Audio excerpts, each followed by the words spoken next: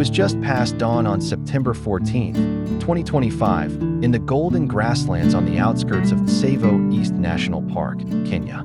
The early sun cast long shadows beneath the towering acacia trees, and the cool air still carried the scent of night. A quiet stillness lay over the savanna until the soft whimper of a young animal broke the silence. Under one sprawling acacia, a small lion cub lay trembling, its tiny body curled against the rough bark. It had fallen from a low branch while attempting to follow its mother and siblings, who had since vanished into the tall grass. The cub's tawny fur bore fresh scrapes and bruises, and its front leg hung stiffly at an odd angle. But what struck the passerby most were its eyes, wide, alert, and shimmering with a fragile kind of hope. The passerby, a local farmer named Joseph Mwangi, immediately phoned the Tsavo Wildlife Rescue Unit, a small but dedicated team that responds to animal emergencies in the region. Within 30 minutes, a dusty white Land Cruiser rumbled up the dirt track, carrying 3 rescuers and a veterinarian. They approached slowly, speaking in low, soothing tones, careful not to startle the cub. "It's alive, but in shock," said Dr. Grace Odieno, kneeling beside the cub and examining its injuries.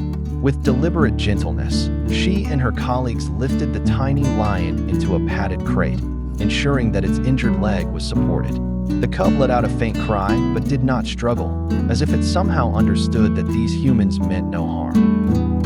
The journey to the rescue center took nearly 2 hours.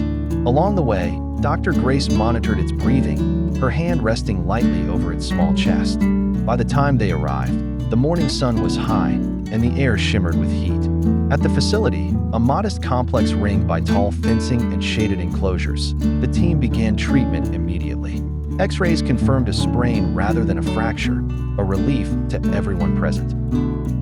Wounds were cleaned, fluids administered, and the cub was placed in a quiet pen lined with soft straw. In the days that followed, the cub, now named Leo by the team, began to heal. A special diet of minced meat and milk formula helped it regain strength, while short, supervised exercises encouraged its leg to recover.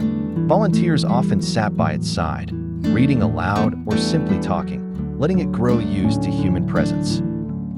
But it wasn't just Leo's body that mended. His spirit, once subdued and uncertain, blossomed. Soon, he was pouncing on tufts of grass, tugging playfully at the laces of the rescuer's boots, and curling up in their laps as if he had always belonged there. His amber eyes, once clouded by fear, now shone with curiosity and mischief. Word of Leo's rescue spread beyond the savannah. Photos and short videos shared online drew thousands of views. People from Nairobi to New York sent messages of encouragement, along with donations to support the work of the rescue unit. "It's humbling," Dr. Grace remarked, "to see how one small life can touch so many hearts." By late October, Leo had grown stronger, his gait steady and sure. Though the plan remained to one day return him to the wild, for now he stayed at the center, an unofficial ambassador for the fragile bond between humans and nature. His story became more than a rescue tale. It was a reminder that kindness knows no boundaries. A single act of compassion on a quiet morning in Tsavo had rippled across continents, proving that even in the vast, untamed heart of Africa, the smallest life is worth saving.